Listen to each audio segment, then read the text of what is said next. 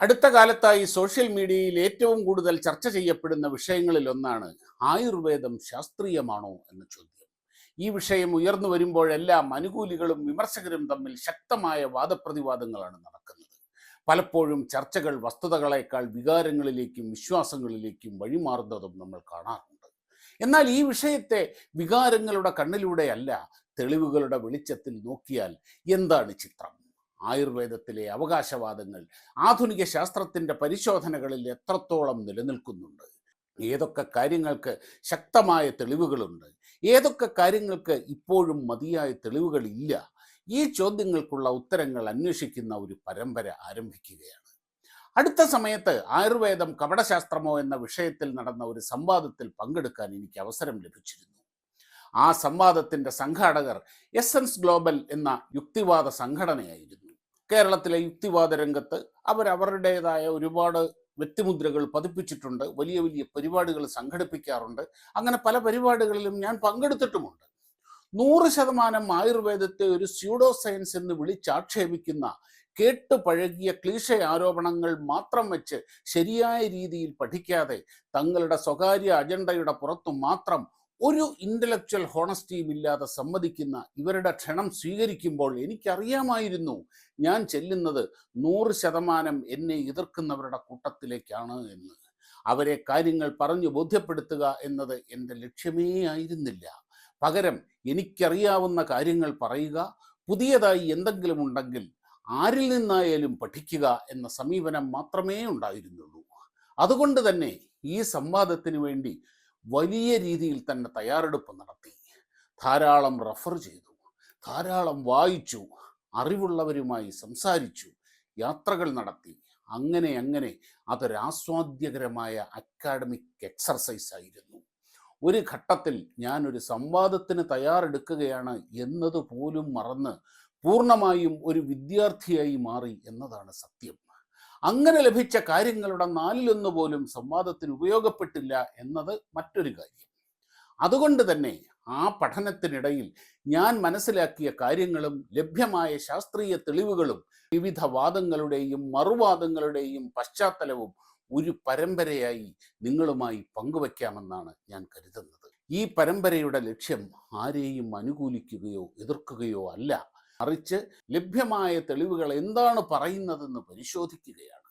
അതുകൊണ്ട് ഓരോ എപ്പിസോഡും മുൻവിധികളില്ലാതെ കഴിയുന്നത്ര തെളിവുകളുടെ അടിസ്ഥാനത്തിൽ നമുക്ക് മുന്നോട്ട് പോകാം. ഈ ചാനലിൽ ആധുനിക മെഡിക്കൽ സയൻസും ധാരാളം വിശദീകരിച്ചിട്ടുണ്ട്. 22 വർഷം ഡയഗ്നോസ്റ്റിക്സ് മേഖലയിൽ ജോലി ചെയ്ത എനിക്ക് ആ ഫീൽഡിനെ പറ്റിയുള്ള പരിചയവും അനുഭവങ്ങളും ഒരുപാട് ഇവിടെ പ്രയോജനപ്പെട്ടിട്ടുണ്ട്. ഈ ലോകം ഇത്രയും സുന്ദരമായി നിലനിൽക്കുന്നതിൽ എല്ലാ ശാസ്ത്രശാഖകൾക്കും അതിൻ്റേതായ പങ്കുണ്ട്.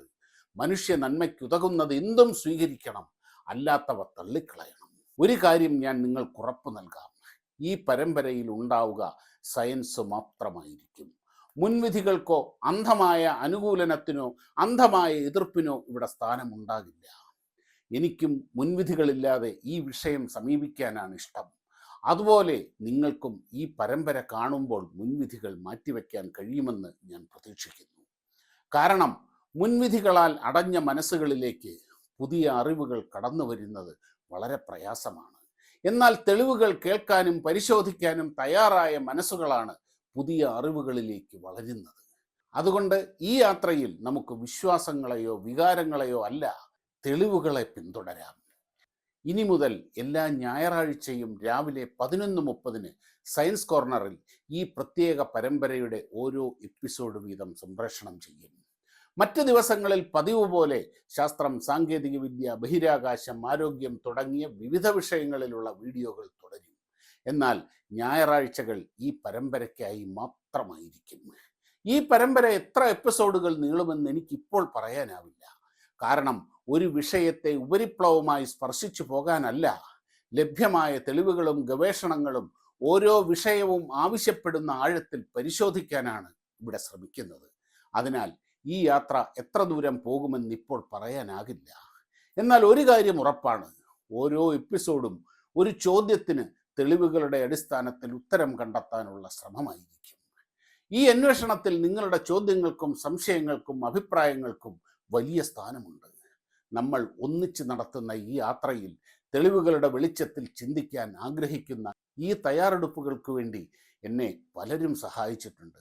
Doctor Muhammad Bapu, doctor Shabu Pattambi, doctor Sreekumar Namboothiri, doctor Athira Narayanan, doctor Reema, doctor Manoj Kumar, അങ്ങനെ പലരും.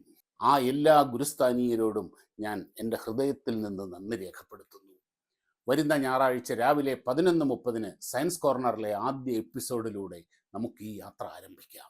ചാനൽ ഇതുവരെ സബ്സ്ക്രൈബ് ചെയ്തിട്ടില്ലെങ്കിൽ സബ്സ്ക്രൈബ് ചെയ്യാനും ബെല്ലൈക്കൺ ഓൺ ചെയ്ത് വെക്കാനും മറക്കരുത്. വരാനിരിക്കുന്ന നിർണായകമായ ഈ ചർച്ചകളിൽ പങ്കാളികളാവുക. ഞായറാഴ്ച കാണാം. നന്ദി, നമസ്കാരം.